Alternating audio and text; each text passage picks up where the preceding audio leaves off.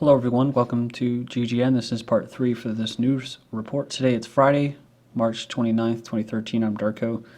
Please check out my websites, ggnonline.com, and on YouTube, ddarko2012, ddarko2013.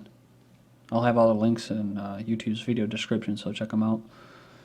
Alright, I'm going to cover some Patriot stuff here, and just a quick disclaimer. As far as the whole revolution, I don't really agree with the whole revolution because it's going to be completely co-opted and not coming from the grassroots like I think it was in the 1776 revolution where they instituted the Constitution. Yeah, the Constitution has some nice things about it and everything, Bill of Rights and all that, which is completely trampled on now.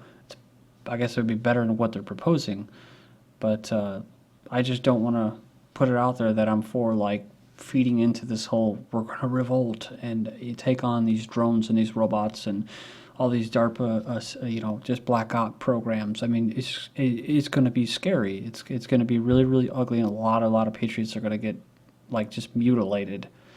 So, I mean, I think the best thing to do would be to basically just try to survive on your own. Take care of yourself, which is your property, your family. First, before you go enforcing a centralized government on millions of other people. Just don't fall for the trap again. Mexican vigilantes seize town on highway from Mexico City. Hundreds of armed vigilantes, that's people who vigilantes have taken control of a town on a major highway in the Pacific Coast state of Guerrero, arresting local police officers and searching homes for a vigilante leader who was killed. Several opened fire on a car of Mexican tourists headed for the beach. So it's probably, God forbid if they do that, but if cops do it, like when they were looking for that Dorner guy, they were just shooting at civilians' cars left and right without any kind of, liability or anything. So, but these are vigilantes and they don't believe in law. Well, actually they do. They probably do believe in common law. But maybe they're not supporting political law anymore because the political law enforcement officers are what? They're in bed and they work for drug cartels like the government. So I guess you can say that their authority over these vigilantes is no longer legitimate. That's why there's a lot of propaganda you'll see as far as you can't just have vigilantes going around, and they always just show them like a mob or something like that. We need to have law and order. So members of the area's self-described community police say more than 1,500 members of the force were stopping traffic Wednesday at improvised checkpoints. See, only the government could have checkpoints, so just remember that, guys. Homeland Security demands obedience in message to agents. The Obama regime and its controversial Department of Homeland Security under fire for sending what is being described as a chilling message to U.S. Border Patrol agents demanding obedience. Says here they revealed an exclusive video report you could see below calling on Congress to investigate. The word obedience was defined on the official TV screens as quickly and cheerfully carrying out the direction of those who are responsible for me. Reliable sources in the agency confirmed to Ramirez, who also serves as the president of the Law Enforcement Officers Advocate Council, that the controversial message demanding obedience was displayed for agents on TV monitors in the San Diego and Tucson sectors last week. The obedience order just continues a long recent history of intimidation going back to 2004 gag order by then Chief David Aguilar. Ramirez told the New American in an interview referring to a controversial non-disclosure agreement purporting to bar agents from releasing important information to lawmakers and the media. The point of all this is to purge the patrol of experienced agents who refuse to go along to get along. Ramirez speculated half seriously that there could be an even more chilling fate awaiting those who refuse to carry out unlawful or unconstitutional orders. Are they now classified as domestic terrorists, in which case a yet-to-be-identified official of Department of Justice can have them taken away with a drone strike? And it says, we just heard in recent congressional hearings that's pretty much what can happen now. A drone strike on an individual who's considered a U.S. terrorist or a terrorist on U.S. soil. UK border agency not good enough and being scrapped. So the U.S. border agency, or UK, is to be abolished with its work returning to the Home Office. So its performance was not good enough. No, it was good enough. See, that's how you have to see this programming. They did a good job. They actually performed well by allowing all foreigners to come into the UK and help destroy their country besides the politicians that helped this happen. institute these policies. So they did a good job. Good job, UK Border Agency. Kind of like the U.S. Border Patrol. Good job. Marine 24 ordered to take down his American flag flying outside Florida home after neighbors complained. Town considered flagpole a building structure requiring a permit to remain in place. So this is the games that they play. These are, the people that are supposedly went over to fight fascism and communism. Says here, Schaefer says applying for a permit will cost him around $1,000. A U.S. Marine returning from a tour of duty in Iraq has been ordered to remove the American flag he's hoisted outside his Florida home. So, an anonymous complaint from a neighbor of the banner's pole has led to the citation from his town, accusing it of being a code violation, saying, it's sad that we have to go through that just to fly a flag, he said. I don't know, I think I see a Gadsden flag or whatever, don't tread on me flag. That could be another reason too, so. But Fox drama, this is from InfoWars. Constitutionalists work for terrorist serial murders. So, Fox, the entertainment network founded by Murdoch, is working with the federal government's Southern Poverty Law Center in a concerted effort to demonize Americans identifying themselves as constitutionalists.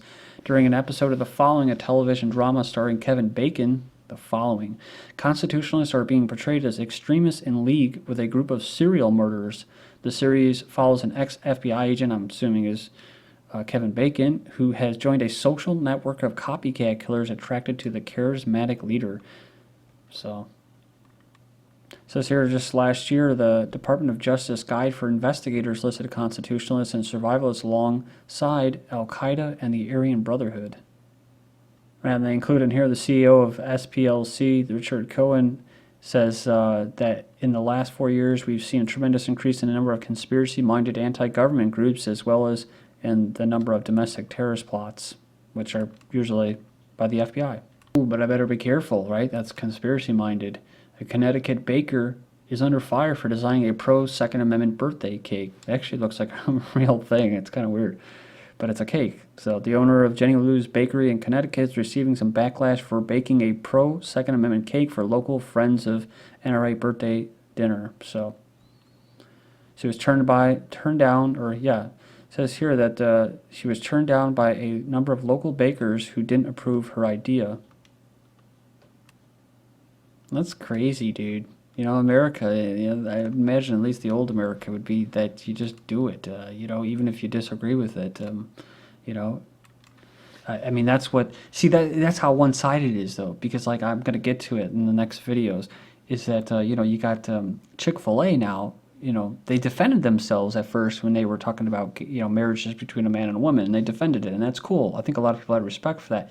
But then they just, boom, I mean, of course, after the spokesman had a heart attack and died because of all the stress that was put on him by the media and these people that push homosexuality and are basically heterosexual phobes, what happened? They just got down on their knees, like I was saying in the last video, and they started sucking it. So, and they were doing that to what? So that they don't scare away customers. But actually, there's a lot of people that they increased business after that because they were just opening a chain. When the I think it was the CEO made that statement, but they completely backpedaled about it, and then they kowtowed to it because it's not politically correct. Fusion Center director, we don't spy on Americans, just anti-government Americans. Says here, law enforcement intelligence processing fusion centers that don't exist unless you read actual DHS and federal documents and stuff. PDF files have long come under attack for spying on Americans. The Arkansas director wanted to clarify the truth. Fusion centers only spies on some Americans, those who appear to be a threat to the government. They're trying to clear up misconceptions about the conduct of fusion centers. It says here that they want to simply confirm Americans' fears that the center does not, in fact, spy on Americans, but only on those who are expected to be anti-government. It says Davis said his office places its focus on international plots, domestic terrorism, and certain groups that are anti-government want to kind of take a look at that and receive that information. So that's a little double speak for you. They're not spying on Americans, but they're spying on Americans who are anti-government.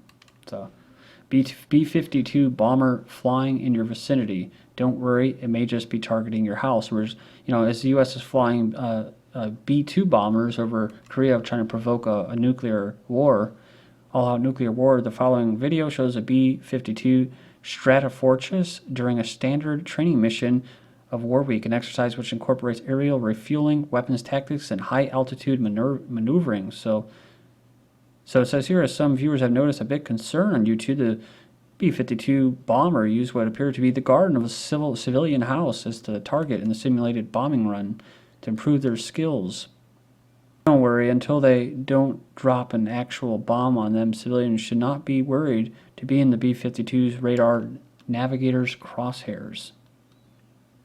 Unless you're, was it Anwar al-Awlaki's son or him, the first Americans to be killed by a drone strike, or Germans, all those German civilians that were systematically blown up and killed by the British and the U.S. 24/7. Says here, I'm sure that they don't believe that. Drone Command Center coming to Horsham. So drones that have been used by the U.S. military to kill the bad guys, to kill enemies of U.S. corporations and collect intelligence will be piloted remotely from U.S. Air Force Base in Pennsylvania. So great, right? Obama change poster artist infuriates gun advocates with his new work. So graphic designer and street artist Shepard Fairey has released a new print associating gun owners with Satan, claiming to be inspired by recent massacres. He created the image to pressure politicians into tightening gun control. He's known for his iconic Hope poster he created during the Obama 2008 presidential election, has enraged gun advocates with his latest design. It says here, it depicts an AR-15 rifle in the words, "America, the land where God saves and Satan invests in assault weapons and high-capacity magazines." Again, he says what Obama wants: common sense gun law advocacy group. That's basically hands that are not in the guns in the hands of people that are basically not communists or Bolsheviks or whatever, big federal government people. Obama says, shame on us for not exploiting in the Newtown Sandy Hook massacre. All those children died or did nothing. So, basically, the NRA represents gun manufacturers. So, they're going to still keep guns and ammunition out there. That's why I don't like all that fear-mongering until maybe when there is a war on. But unless you can start manufacturing your own bullets and your own weapons, maybe like the 3D printer, you don't really have a chance, I think. Obama uses executive power to move gun control agenda forward. It says here the president has used his executive powers to bolster the national background check system, jumpstart government research on the causes of gun violence, and create $1 million ad campaign or propaganda aimed at safe gun ownership. They want more information and access to information and data about guns and their owners, and help keep guns out of the hands of the criminals and mentally ill. So that's basically people that are not on for the program, like I said. It's scary because now they're going to actually do this. Imaging shows promise as mental health screening tool. For years, scientists believe that weak connections between different parts of the brain make it more vulnerable to mental illness. So after conducting neuroimaging scans of hundreds of college students, researchers say here, they revealed MRI scanning more accurately detects true psychiatric illnesses than students self-reporting. The neuroimaging can help distinguish young people who are actually ill versus those who are not. So this would be great, like little mentally ill detectors, and just bioimaging scans and MRIs, and you're mentally ill. MSNBC contributor says level of anti-Semitism against Bloomberg over gun control. This is from rawstory.com. So the contributor said that this Mike Barnacle said that he had seen a level of anti-Semitism against Michael Bloomberg after the Jewish mayor began to push for gun control in response to the Connecticut shooting.